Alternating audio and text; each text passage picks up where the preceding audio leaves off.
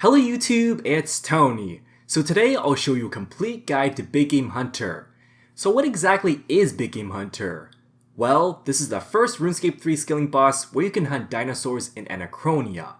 What I'll show you are the basics and then the strategy optimization. Now Big Game Hunter is generally pretty difficult to play, so please be patient learning this. Here are the list of dinosaurs in Big Game Hunter. If you want a guide on how to get to Anachronia as well as the base camp, I'll leave the link in the description. There are a total of 9 different dinosaurs and 3 tiers for each dinosaur. I found this image on Reddit, so give credit to them for making this image. If you're wondering what exactly is this bait, you can get this by hunting the dinosaurs. I've drawn you a map on how to get to every dinosaur location. Unfortunately at this moment there is no direct teleport. I'm pretty sure they might add this in the future, I don't know. Ideally, you want to place Totem of the Abyss near dinosaur number 5 because this makes navigation a little bit easier. So, how do you start an encounter for Big Game Hunter? Well, first of all, you have to have the correct bait for the dinosaur, and then you right click quick start the pad. This will begin a solo instance. Now you'll see 1 to 3 dinosaurs that will spawn of the same kind. There's a 1 in 16 chance for 2 dinosaurs at once, or a 1 in 160 chance for a triple spawn. Here is the interactive scenery for Big Game Hunter. I'm going to explain in more detail, so just pause the video as I'll move on to the next section. Here is the bird's eye view of the map layout. Because this map's really large, I can't zoom in and show you each and every single piece of interactive scenery, so if you want to know what it looks like, just see the previous slide. Leaving the boundaries means that you leave the instance. Every dinosaur has 90,000 HP, and the only way to damage it is by firing this gigantic crossbow called a scorpion. There are jungle vines and jungle trees on the edges of the arena, and these resources are used to build something to kill the dinosaurs. There are also 3 colors of poisonous frogs. The 3 rubbles around the middle are used to build the scorpion crossbow, and each of them requires 1 jungle log and 1 jungle vine. The pressure plate in the middle is used for the damage cutscene, and in order to activate this, you need a jungle log to clear it, and then 1 Big Game Hunter bait. Finally, the tall grass is used as a safe zone, and there are 0 to 2 every encounter. Now that I've talked about the map layout and the interactive scenery, let's talk about how to play Big Game Hunter and the basics of this game. Now I'm going to show you an optimal strategy later on, but first let's run through the basics. First of all, you have to avoid being caught by the dinosaur. Now you see this gigantic circle, right? If you're inside for way too long, you'll get caught. It might be a little harder on multiple spawns, but the circle is slightly smaller. When you stand inside the circle, the color will change from blue to green to yellow to orange and finally to red. It will only take you 6 seconds from blue to getting caught, so don't stand there too long. Being out of the circle makes the color go backwards. As I said before, there's this thing called tall grass which you can hide for safety, but it will not reduce the color detection. So what happens when a dinosaur steps underneath you? Well, you don't get caught instantly, but you do get stunned for 2 seconds, although this can be avoided by using freedom or anticipation.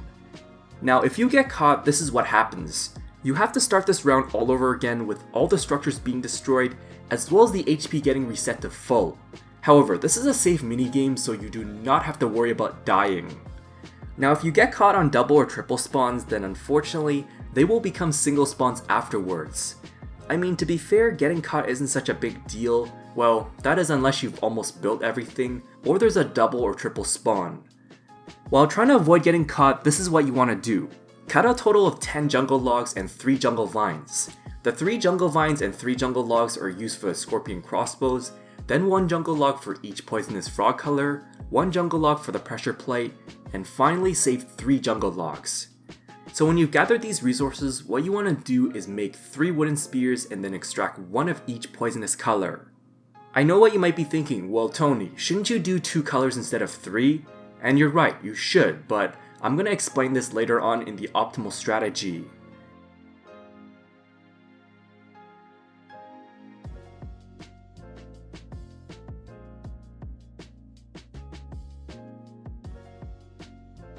What you're going to do is build the scorpion crossbows from rubble and then put 1 spear on each of them. You'll finally clear the pressure plate and then bait the pad. It doesn't have to be done in particular order, but for the sake of ease, this is what I listed here.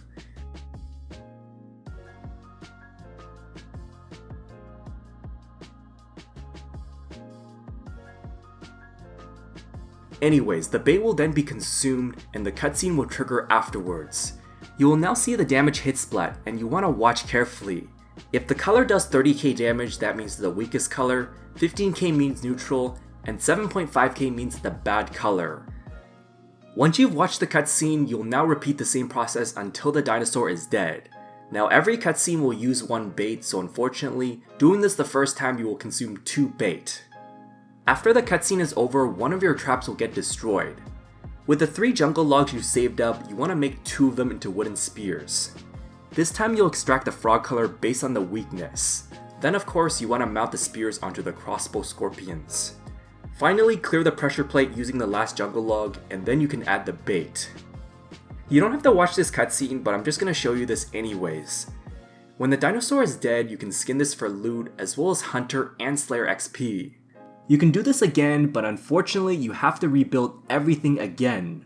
What's really amazing is that the weakness color is the same until the entire session is over. Also, any resources that you gather in your inventory will be kept unless you exit the instance or log out. You can do this for a total of 5 times before they stop spawning for 1 hour, but luckily for you, you do not have to be logged in for the 1 hour cooldown. Now the spawn cooldown only begins once you've killed 5 dinosaurs. If, however, you attempt to do another type of dinosaur, it will put the previous dinosaur on cooldown. Dinosaurs do have a movement pattern, and no, it's not completely random. There is a Reddit page for this, which I will leave the link in the description. To be honest, you don't have to memorize any of this, especially if you're good at Big Game Hunter. You'll notice that dinosaurs sometimes stop and roar, and when that happens their detection disappears momentarily, but then they'll go in the reverse direction. We also have the Jidinko spawns, and they happen on tier 2 and tier 3 encounters. What ends up happening is that the dinosaur will go towards this and then eat it, but the dinosaur detection will disappear for a brief moment. Every Big Game Hunter kill will give you 1 hunter mark. If you want an AFK method for hunter marks, you can hunt what are called black warlocks, and you'll get 10 to 20 of these per hour. In case you don't know already, you can get 25 hunter marks for free by obtaining a compass arrow from Big Game Hunter, and then you want to search the backpack to complete the compass. Now because Big Game Hunter is really hard to learn at first, I highly recommend these stats in order to ease the learning curve. First of all, you want to have a higher woodcutting level.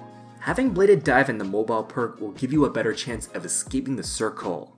You also want to unlock the ability to build quicker traps, which will cost you 50 hunter marks. By having tier 2 hunter lodge from the base camp, this is really helpful, okay?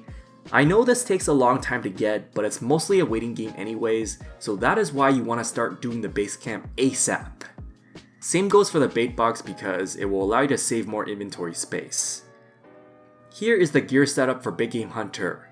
You want to have an augmented crystal hatchet with Hone 5 perk, and then afterwards enhance Excalibur with the mobile perk.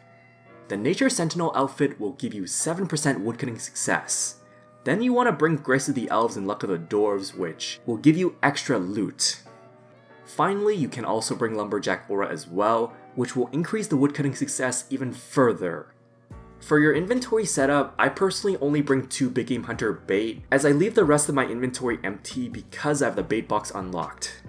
The Perfect Juju woodcutting potion has a 5% chance of getting 2 cuts instead of 1 cut. Alright, so here is the optimal strategy and the tips.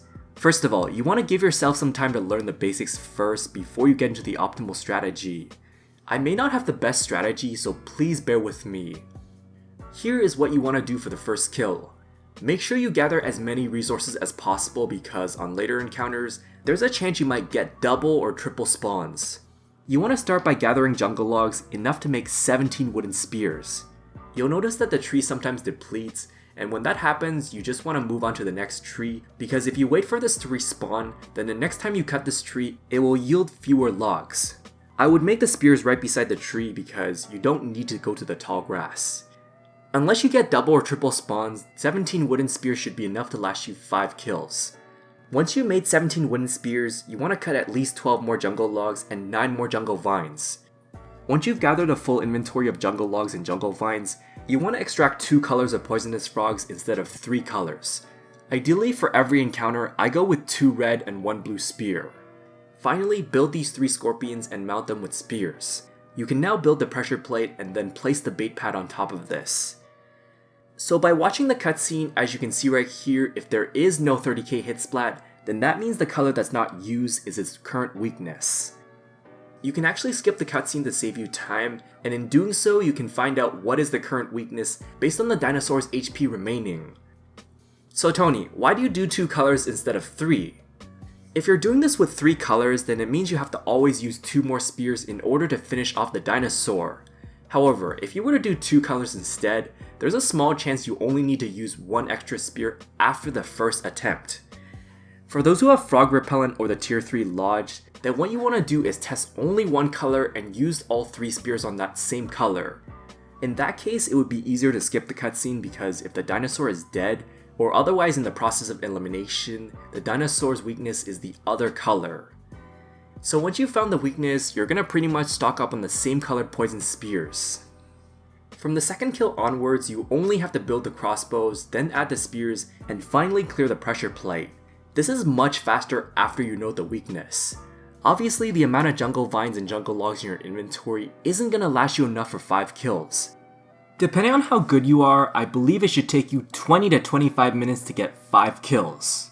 If you don't understand any of what I'm saying, then I do have a raw footage for all 3 tiers, and I will leave the link in the description. I was able to consistently do this in under 15 minutes. Overall, by having an accurate bladed dive and surge, this is pretty much the key to fast and smooth kills. In case you don't know already, you can actually click bladed dive and then click on the minimap and you'll fly towards this. So, here are the tips to avoiding detection. First of all, you want to have tier 2 hunter lodge and the ability to build quicker traps. This means you don't have to move the moment the dinosaur sees you. So yeah, don't be afraid to give yourself a couple of seconds within the circle, especially if you have the tier 2 hunter lodge unlocked. I generally only bladed dive and surge when the circle is orange. If you're new to this game, it's better to go on yellow or earlier. I know a lot of people used to camp on red for a couple seconds, but with a recent update, red means that you have to leave right away or else you'll get caught. Now if you're in the middle of building something and you leave, the building progress is actually saved. Another thing to consider is that because the resources are in the corners, sometimes the dinosaur circle will not stay there for the entire duration. That means you should just allow yourself to gather resources within the radius, and by the time the dinosaur reaches red, the dinosaur will probably have walked away anyways. All in all, this is about anticipating and reading the dinosaur's movement instead of, running like a headless chicken. A common mistake I see people doing is trying to surge in the same direction as the dinosaur path. If you run away from the dinosaur, that means it'll continue chasing you because dinosaurs run faster than humans. So instead, what you want to do is surge across the dinosaur that is moving in the opposite direction. Another thing to consider is that if you go behind the dinosaur, they will not chase you unless they're about to go backwards. Once you're very familiar with Big Game Hunter, you almost don't need tall grass. I mean, yeah, if you're a beginner at Big Game Hunter, then you'll definitely need this. When you skin a dinosaur, you'll get dinosaur bones, meat, scales, and the dinosaur hides. You will then get secondary drops like resources. Only tier 3 dinosaurs will give you the maul piece, which is at a 1 in 1000 drop rate, and yes, it is extremely valuable. In case you're wondering how do you get the Big Game Hunter totems, well, this is at a 1 in 50 drop rate. I'm not sure what the profit per hour is, but yeah, in the future I'm probably gonna do a loot video on this. Here are the Hunter and Slayer XP rates for every tier. This is assumed at 20-minute kills, and no, it does not factor in the time you spend traveling between each dinosaur. So the last section I'll get into are the Big Game Hunter achievements. Unfortunately, this guide does not cover how to do these achievements, as I don't personally go for rune score. These achievements might look hard, but once you get the hang of Big Game Hunter, you should easily be able to do this. So this wraps up my complete guide to Big Game Hunter. Yeah, so this is a fun game to play, but it does take a while to learn. I wish you all good luck getting the drops. So yeah, thanks for watching and I hope it helps. If I missed anything, feel free to ask. Also, be sure to subscribe if you haven't done so already, because I'll try to do some more guides like this in the future.